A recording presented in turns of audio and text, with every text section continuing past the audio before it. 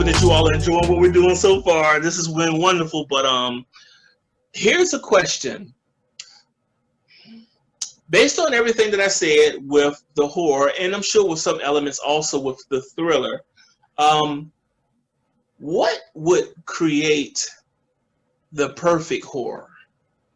We've seen enough between you and myself, and I'm sure everyone listening, to know what we love and what we can't stand and what we just think is meh. Mm-hmm. What would you say it takes to create the perfect scary movie?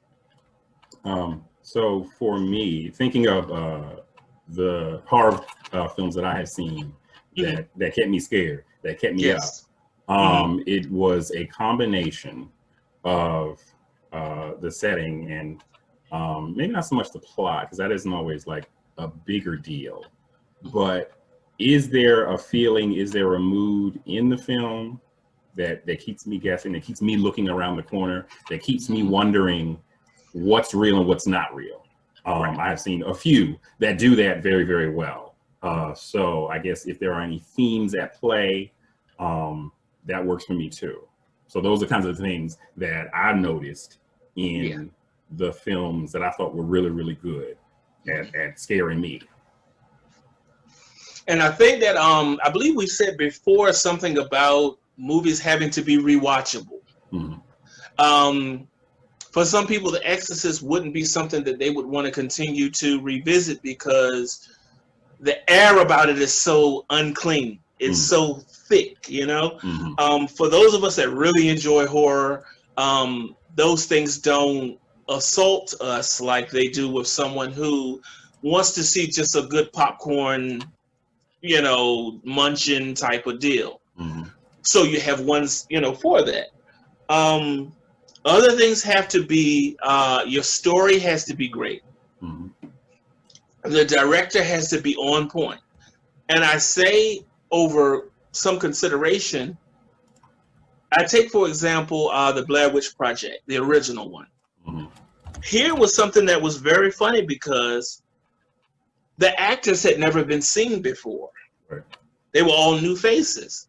So you can't say that it was just resting comfortably upon the actors' chops.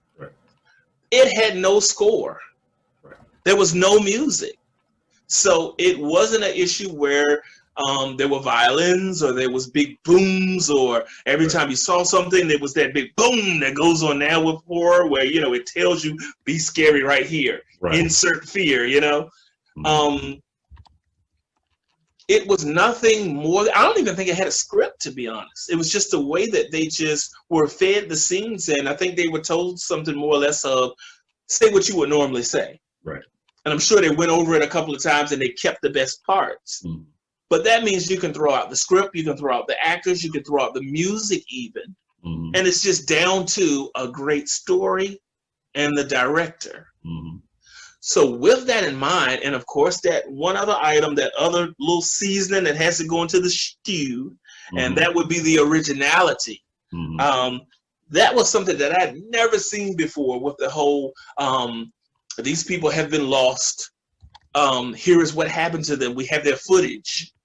If you will, look and see what happened to them and figure, if you must, what you think transpired. So how do you feel about, I guess, things either resting comfortably on the shoulders of actors? How important does the music play of a role? And what is there, if anything, outside of the director's vision and maybe the screenplay / story that is even necessary? I think for me, I think the better films maintain a balance between those things. Although we did just talk about like Blair Witch, where it didn't need most of that. So for something like Blair Witch, I think the originality like carried it further and improved. You don't need all those things during the same time for it to be an effective film. And I think it was the right film at the right time, because the found footage thing was new, if not unknown, at the time. So that I think that carried it further as well. Yeah, I think what I typically notice is when those things are out of balance, when the soundtrack is distracting, where it's telling you how to react and not so much how to feel. So like what you mentioned, the whole boom, be scared. Right. And it's the high pitched strings or there's a loud bang because now you're being shocked and startled. Yes. Instead of being scared. Right. Instead of it earning its reward, Right. So I tend to notice when those things are out of whack, when there's too much of one thing, when there's, I guess, maybe one actor hamming up the place and it doesn't work for the film. So I think I tend to notice when those things are out of whack. Yeah, I totally understand. Another thing would be you cannot rest on cliches. Right. Sometimes this is a character that gives the exposition, as in saying, hey, Kevin, I dealt with this before. If you will, come into my shed and we're going to sit down and I'm going to open up a book and I'm going to tell you all about what scientists believed and what my forefathers and what my great uncles thought when they first went through with the demon and what we have to do to defeat it. Right. And it's like, you're spoon feeding me. Yeah, I'm not, you know what I mean? I don't have to let me figure out what caused it. Maybe let me know what started it. But let's both work and figure together with the actor or actress how this can be stopped or killed. And certainly don't sit down and have a character who has the word exposition over his head to just tell me, hey, you, since you can't figure this out, I'm going to tell you something. Right. And another quick thing would be, sometimes this is good. Sometimes it's so in your face that it's like shocking. There's going to be a character that's going to be the goofball. There's going to be a character that's going to be the druggie, or a character that is the alcoholic. There's going to be a hip, smart, quiet and reserved, but determined woman who is the one to be the last, lead lady or whatever. There's going to be a guy who's going to be macho, who's, going to think that he can do what he needs to do, and instead it turns out that he's one of the first to go. Sometimes there's even like what you would consider a nerd, whose only reason being there is so that if there's someone outside in the audience that feels that they're that type of character, that they can then live vicariously through him and imagine being a part of the plot. There's usually an older person, like I said, whether it's the exposition person or someone who has seen it all before, done it all before. But I find that there are movies like, let's see, I'm trying to think of the one that came out recently. Well, I mean, you've got The People Under the Stairs. You've got pretty much anything by Stephen King. A lot of his adaptations are good, but when you stray away from those things and you're more original, it usually goes a bit further in giving your audience something to come back to. That's why I appreciated the way The Cabin in the Woods kind of broke all that apart. Yes. And I feel like I didn't really know what a deconstruction was until I saw that. Yes. And it still worked as a film and not just an allegory. So, and then I looked at it and I realized, oh yeah, this does happen in every horror movie, and it works like this. But I think that movie worked great on at least two levels. Definitely. And I thought it was really, really, really good. And the same to be said with Scream. Yes. Which kind of started the whole, I know what's going on. I'm smart. My script is going to be smarter than all of your scripts, and my actors are going to be down with the program. Right.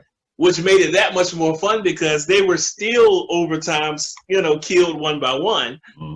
But it made it that much more rewatchable and that much more effective to see that not all characters had to fall into those same parameters. Right. of the jock, you know, the of course they did have the woman who, you know, had to survive and everything, but all the other things, if they did give you those characters, they were still a step or two more ahead of the game. And I appreciated that. And just like you said with Cabin in the Woods, another one is It Follows. Yeah. Now that was an example of like the score reminded you, just like it was in the 80s, it being very original. Yep. Not having to go through the whole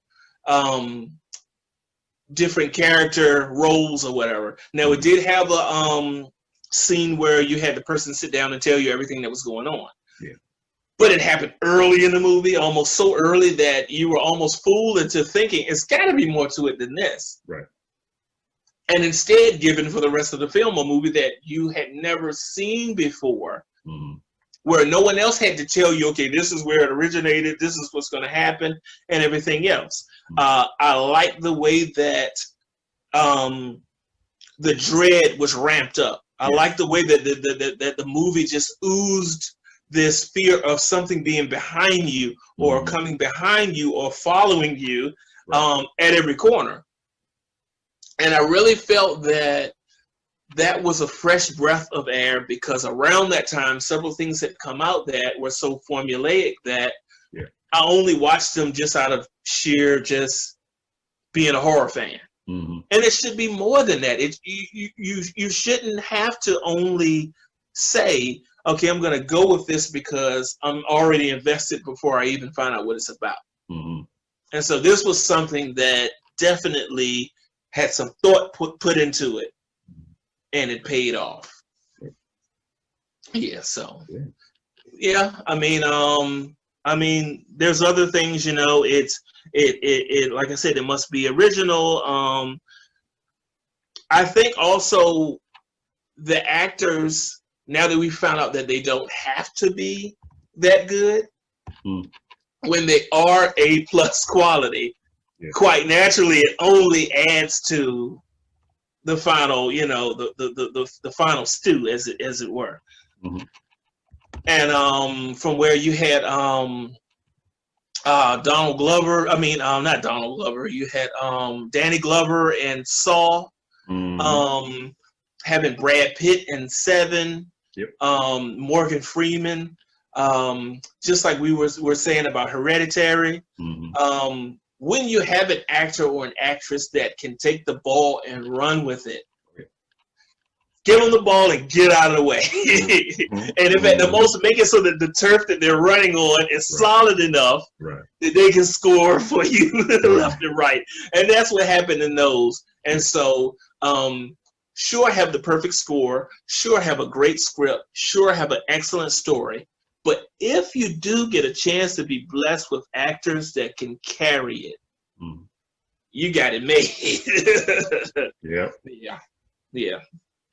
So, I hope that it gets better, because, like I said, I'm already invested, and I'm sure that you are too. But we've got to see some new things coming out. You know what I'm saying? Yeah. So. Yeah, but I believe we have covered everything, and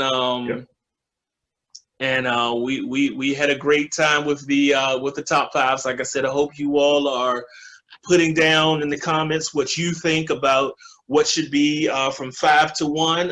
Honorable mentions, anything that you want to give us, and if we forgot anything concerning what it takes to make an effective horror, please feel free to drop a dime on us and let us know what you think, and maybe you'll add with something that we never even thought of.